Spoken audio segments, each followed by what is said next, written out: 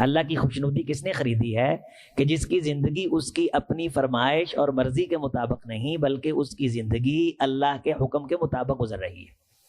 اگر تو خوشی خوشی کوئی یہ کام کر لے تو اس کے لیے ہے واللہ رؤوف بالعباد، اللہ بڑا مہربان ہے، اس کے لیے اللہ بڑا محبت کرنے والا ہے۔ اور جو شخص اپنی خواہشات کو اللہ کی مرضیوں پہ قربان کر دے، ایک طرف انسان کی اپنی مرضی ہو اور ایک طرف اللہ کی مرضی ہو، لیکن اس کے اندر یہ طاقت آ جائے، یہ پاور آ جائے کہ وہ اپنی مرضی کو اللہ کی مرضی کے کیا کر دے؟ تابع۔ ایک طرف اس کا خیال ہے، اس کی اپنی سستی ہے، اس کی زندگی کے اپنے تقاضے ہیں، اور ایک طرف اللہ کا حکم ہے کہ یہ کام کرنا ہے، اور اس کا خیال کہتا ہے کہ یہ نہیں کرنا، یا اس کا خیال کہتا ہے کہ یہ کام کرنا ہے، اللہ کہتے ہیں نہیں کرنا، تو وہ اللہ کے حکم کو غالب کر لے۔ ایک طرف بیوی کی فرمائش ہے، ایک طرف اللہ کا حکم ہے، لیکن اسے کنٹرول حاصل ہو جائے اپنے گھر پہ، اپنے نفس پہ، اپنی خواہشات پہ، اور اپنی مرضی کو وہ ٹھکرا دے، اللہ کی مرضی کو دل پہ لے اور اسے نافذ کر دے۔ یہاں دنیا میں بھی جس سے محبت ہوتی ہے وہاں یہ چلتا ہے کہ میرا تو جی نہیں کرتا تھا لیکن تیری مرضی سے میں نے یہ کیا، میں یہاں نہیں جانا چاہتا تھا لیکن میں نے اپنے چاہنے نہ چاہنے کو نہیں دیکھا بلکہ تجھے دیکھا، تو وہ بندہ پھر اس بندے سے بڑی محبت کرتا ہے کہ یار یہ بندہ اپنی عزت، اپنا وقار، اپنا مقام اس کو چھوڑ کے یہ میری مرضی کے مطابق چلا ہے۔ تو اللہ نے یہاں یہ فرمایا ہے کہ جو شخص ہماری مرضی، ہمارا حکم اس کے سامنے اپنی خواہش کو قربان کر دیتا ہے، اس کے لیے اسلام میں داخل ہونا آسان ہو جاتا ہے۔ اور جو شخص زندگی اپنی مرضی کے مطابق گزارے، زبان سے لا الہ الا اللہ پڑھتا ہو، محمد رسول اللہ کہتا ہو، یہ بندہ کلمہ تو پڑھ رہا ہے لیکن یہ پورا اسلام کے اندر داخل نہیں ہوا۔ یا ایھا الذین آمنوا ادخلوا فی السلم کافہ ولا تتبعوا خطوات الشیطان، شیطان کی قدموں کی پیروی نہ کرو۔ شیطان جو تمہارے ذہن میں چوہا چھوڑ کے، خواہش چھوڑ کے تمہیں خراب کر دیتا ہے اور تم اس کے پیچھے چل پڑتے ہو، اپنی مرضی کے پیچھے چل پڑتے ہو، تو زندگی اپنی مرضیوں کا نام نہیں ہے۔ تو فرمایا کہ وہ تمہارا دشمن ہے، شیطان تمہارا دشمن ہے، اور اس کی دشمنی کوئی ڈھکی چھپی نہیں ہے، اور تم بری خواہش کے جب پیچھے چل رہے ہوتے ہو اصلاً وہ شیطان کا خیال ہوتا ہے، اور جو چیز اسے روک رہی ہوتی ہے قرآن کی شکل میں، حدیث کی شکل میں، وہ اللہ کی مرضی ہوتی ہے، لیکن تم اللہ کی مرضی کو نہیں دیکھتے، اپنی مرضی کے مطابق ہی سارا دن اور ساری رات گزار دیتے۔ ایک تو یہ ہے کہ کوئی انسان اپنی زندگی میں اپنی مرضی سے، اپنی خوشی سے اپنی بری خواہشوں کو، طاقت کو کنٹرول کرے، توجہ فرمائیے، اختیار ہو تو طاقت کے باوجود، قوت کے باوجود برائی سے رک جائے۔ اس کے لیے مقام یہ ہے کہ اس کو ایک تو اللہ کی خوشنودی مل جاتی ہے، دوسرا سچ مچ یہ اسلام کے اندر داخل سمجھا جاتا ہے۔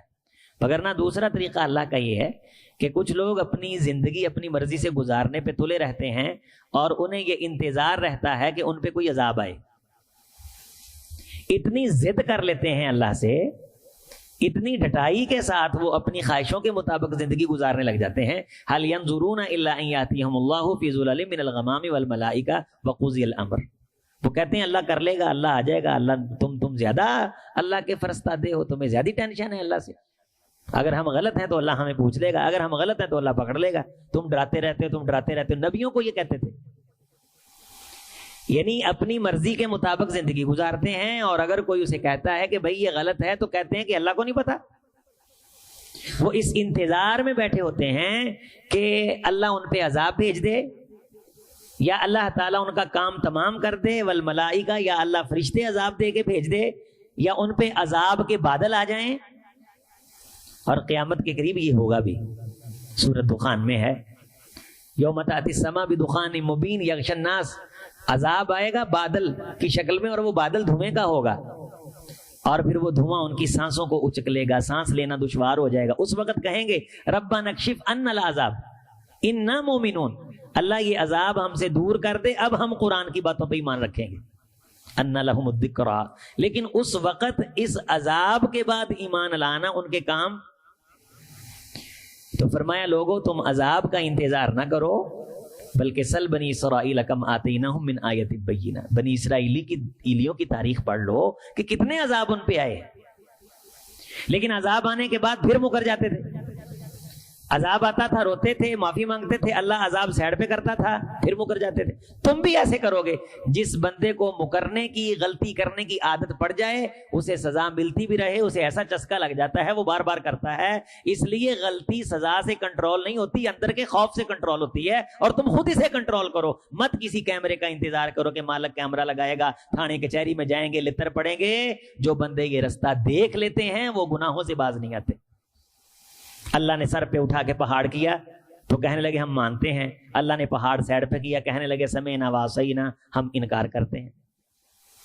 تو بنی اسرائیل یہ وَمَن يُبَدِّلْ نِعْمَتَ اللَّهِ مِن بَعْدِ مَا جَاءَتْهُ فَإِنَّ اللَّهَ شَدِيدُ الْعِقَابِ، جو اللہ کی نعمتوں کو تبدیل کرتا پھرے، اسلام کی دعوت کو چھوڑ کے اپنے نفس کی دعوت کے مطابق زندگی گزارتا پھرے، یہ اللہ کی نعمت کو بدل رہا ہے. ایک طرف اللہ کی یہ چاہت ہے کہ بندہ میرے حکم کے مطابق زندگی گزارے، اور ایک طرف میری آپ کی مرضیاں ہیں جو سر پہ چڑھی ہوئی. تو ایسے بندوں کے لیے بڑی شدید ترین پکڑ ہے. زُيِّنَ لِلَّذِينَ كَفَرُوا الْحَيَاةُ الدُّنْيَا، جو لوگ کافر ہیں ان کے لیے تو دنیا کی زندگی بڑی مزین کر دی گئی ہے، اور وہ اتنا دنیا کی زندگی پہ مرتے ہیں کہ تم ان کا اندازہ نہیں کر سکتے. اور اب یہ کافروں کی بات ہو رہی ہے، اور مسلمان بھی تو ایسے ہیں. وَيَسْخَرُونَ مِنَ الَّذِينَ آمَنُوا، جو ایمان والے یہ کہتے ہیں کہ یہ دنیا کی طرف نہ مرو. پوری دنیا میں اس وقت روپے کی حکومت ہے، اور جن کی معیشت ٹھیک نہیں ہے، ایمان ہے، ان کا تمسخر اڑایا جا رہا ہے. ایمان کلّا کس کام کا جی؟ ایمان کلّا کس کام کا؟ وَيَسْخَرُونَ مِنَ الَّذِينَ آمَنُوا، ایمان والوں کے تمسخر اڑائے جا رہے ہیں. جو مدرسے کا پڑھا اس کا تمسخر اڑایا جا رہا ہے. جی کیا پڑھے ہو درس نظامی؟ نہیں، دوسرا کیا پڑھے ہو. ہجو بیان کی جا رہی، مذمت کی جا رہی، ڈیگریڈ کیا جا رہا ہے ایمان والوں کو، قرآن والوں کو، دین والوں کو. زُيِّنَ لِلَّذِينَ، جن کی دنیا کی زندگی مزین ہے، بڑی چاقو چوبند زندگی ہے، بڑی درخشاں اور روشنی کروفر والی زندگی ہے، ان کا بڑا پروٹوکول ہے. لیکن قیامت کا دن ہوگا والذین اتقوا فوقہم یوم القیامہ، جن کے پاس تقوی، ایمان، اسلام کی دولت ہے، یہ تو بہت اونچے ہوں گے.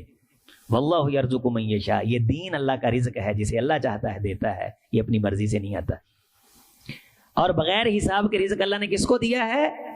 جس کو اللہ نے دین دیا ہے. یہاں اللہ نے اپنے دین کو، قرآن کے فہم کو رزق کہا ہے.